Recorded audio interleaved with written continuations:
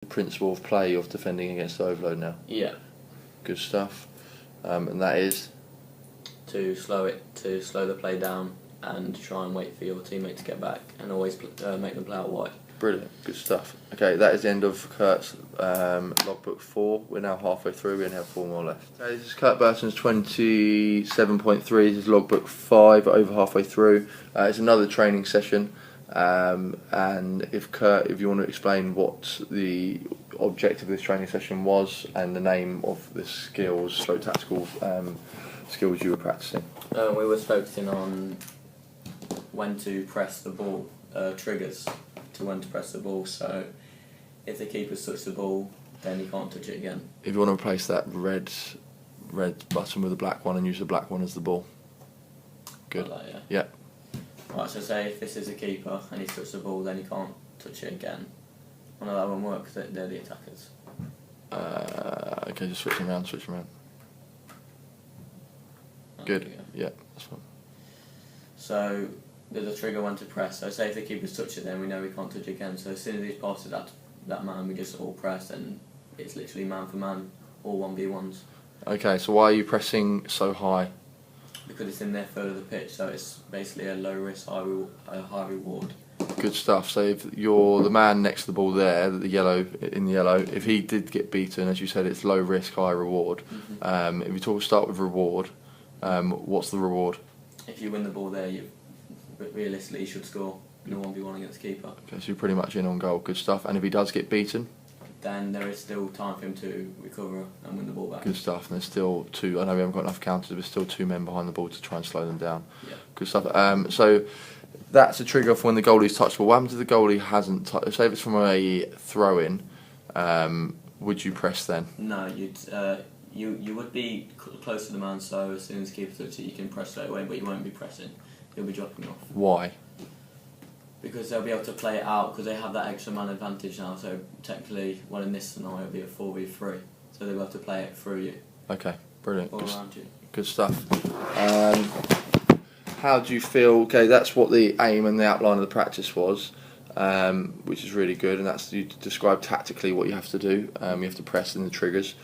How do you feel what your strengths and weaknesses were in this? How did you feel you did? Where did you play? Did you play as well? You all obviously all rotated because I was there. I was coaching you. Yeah. How did you feel you did as one of the top men trying to win the ball back, realising the triggers? Previously, I have been struggling in 1v1s. However, I've been improving. So I was normally winning my 1v1s in their final third, which was good, because that would lead to a goal. However, my weakness was sometimes I'd get overconfident and always try and win the ball instead of sometimes jocking off. So like I said before, when the keeper doesn't touch it, I'd still press. Identified that your weakness was that you'd go and press when the keeper hadn't touched the ball yet. So how would you improve this for yourself? Basically, it's just all decision making and not getting too overconfident or cocky. Good. So how could you help others, and how could teammates help you with this decision? Just all round communication, really, telling me, like shouting when to drop and when to press. Okay, good stuff. And your strengths? Oh yeah, winning my 1v1s. Good stuff. So when you did make the right decision to go 1v1, did you win them? Yeah, 9 times out of 10. And did it create an opportunity? Yeah. Can you see the philosophy behind this of the high risk, the low risk, high reward? Yeah. Good stuff. So did you create any chance to have any shots on target? Yeah. Yeah? Yeah. How many? I'd say I took about 10 shots on target out of 30 opportunities, out of 30 scenarios. Sorry. Good stuff. Did you score? Yeah, I'd say I scored about 7, I think, 1v1s. Okay, just to conclude then, you worked on triggers and when to press and when not to press. You said your strengths were working on your 1v1s, so when you did press at the right times, you won your 1v1s, won the ball back, you understand the philosophy, because you had 10 shots on target, it's a low risk, high reward. Mm-hmm. You've also said your areas for improvement are to understand when to press, know the trigger, because sometimes you pressed when the goalie hadn't touched the ball yet, but you've also come up with a solution stating that you could communicate and teammates could communicate with you better to let you know when to press. Good stuff. That is logbook 5 done.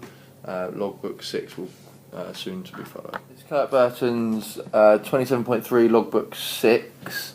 So we've only got this one to go, number 7 to go, number 8 to go, which is a match. So in logbook 6, I took training sessions, so the objective doesn't ask for an objective or an aim or anything like that, but the objective was we had a in-house tournament, okay? So Kurt, can you quickly explain how many teams there were, how many players were in your team, what position you played in your team? There was 4 teams and there was 6 players on each team. Good stuff. That allowed you 1 sub each. Was it done professionally? Yeah. Good stuff. Yeah. What was the conclusion? How did the session go? What did you play well? How did your team do in the tournament? How did you do personally in the tournament in your team? Our team won the tournament, and I'd say I did quite well. But there was obviously areas where I could improve. What position did you play for the majority of the tournament? Majority I played top man. You played top man. Good stuff. So playing top man, what's the objective? What's the aim of the top man? Defensively or attackingly? Attacking. Attackingly, the top man. Oh, the top man tries to hold the ball up and little 1-2s there and there. Good stuff. Include the role of the top man when attacking in your tournament. So yeah, like I said, you try and hold the ball up and finish goals really. Good stuff. And defensively, what's the role of the top man? So if they're playing as a square, then you're just what's the word? Sliding. Yeah, basically just like jockeying from each player to each player because they'll be playing it across. So you'll just be jockeying and holding where you are really if you're playing as a diamond defensively. Good stuff. And said you did well. So weaknesses, that were your strengths. You felt like you shuffled well. You did some good 1-2s. Was there any other weaknesses?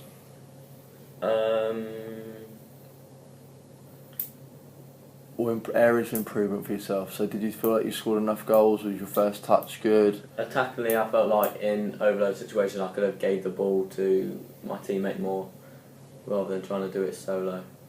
Yeah, good stuff. Did you manage to implement any of the practices you've done before? So what training sessions have you done before? What are the logbooks? What are the topics? Defending overloads, attacking overloads, short penalties, long penalties, and what was the other one? Triggers. Yeah, triggers when to press. Okay, so playing as a top man, Mm-hmm. did you manage to implement the trigger? Yeah, there were a few times where we pressed. Was it successful? I'd say about 75% success rate. Good stuff. Good stuff. Okay, so a little bit of detail about your team, the team that you played against. So pick one team you played against. Your team's Team A, the other team would be Team B. So we're talking about entries into the attacking third. Your team, how many did happen in the first half? I'd say about 7. 7, and in the second half? About 13. Totalling in what? 20. Good. This is your maths for the lesson. And the opposing team you played against, how many in the first half? I'd say about 5. And the second half? 9.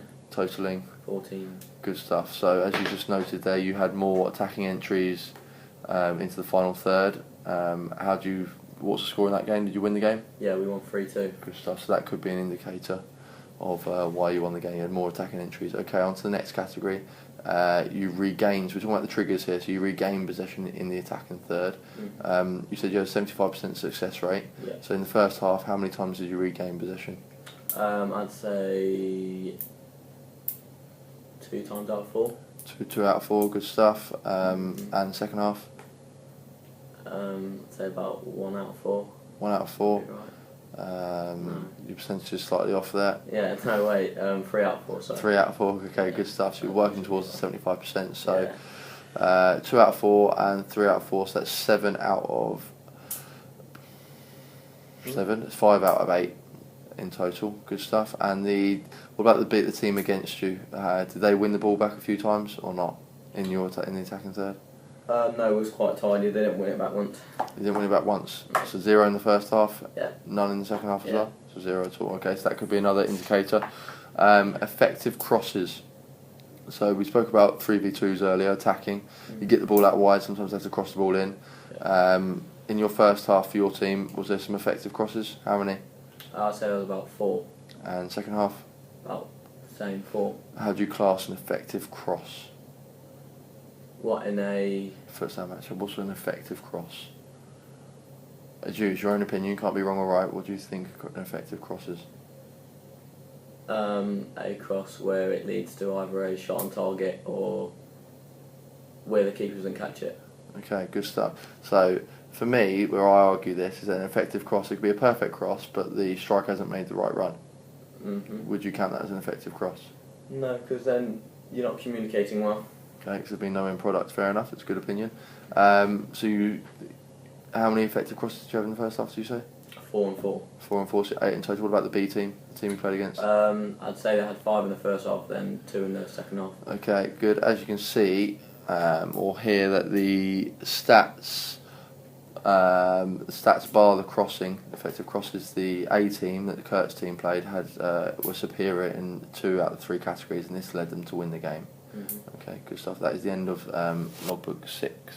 Burton's 27.3, logbook 7, only 2 more to go. He's doing really well. We are now in logbook 7, it's training. So Kurt, can you explain the skill stroke activity you did and the objective of the session, and give us a brief outline? So we was focused on counter-attacking, attacking and defending.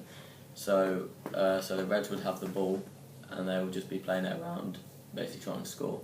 And when so they'll be playing attacking as a square and we'll be defending as a diamond. And when our coach clapped his hands, then three of the defending team will then take the ball. They'll try and get as many players as they can into the half before the Reds get time to defend. However, you need to be wary of that your counter can get countered.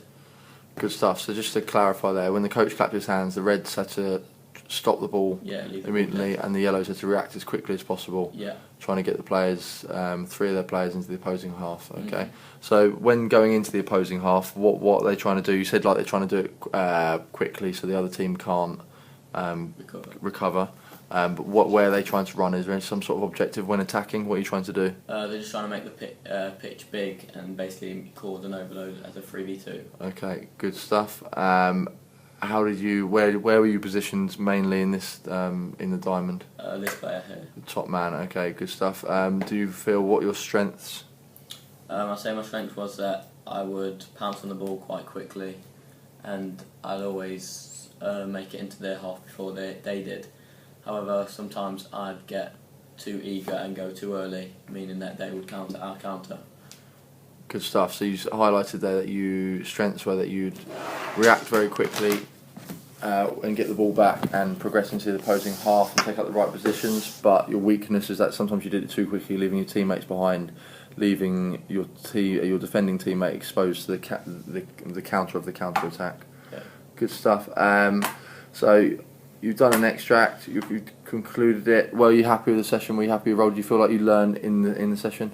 Yeah, I enjoyed the session. I felt like I definitely improved. Excuse me. Definitely improved. You, when trying to implement this in a game, do you feel like you could happily take this in if the coach says we're going to drop off and play counter attack? Yes, I think I could definitely do it. Yeah. Good stuff.